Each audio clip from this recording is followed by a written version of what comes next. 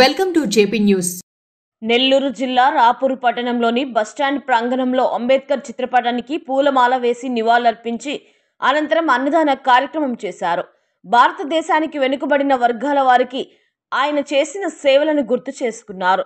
ఈ కార్యక్రమంలో పాల్గొన్న వారు Rapur SI Venkata Rajesh, Venkatagiri BJP party incharge SSR Naidu, Doodala Penchalayya, SD Arifa Begum తదితరులు జయంతి వేడుకల్లో పాల్గొన్నారు.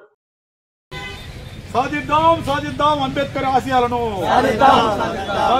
సాధిద్దాం అంబేద్కర్ గారి ఆశయాలను సాధిద్దాం అంబేద్కర్ గారి ఆశయాలను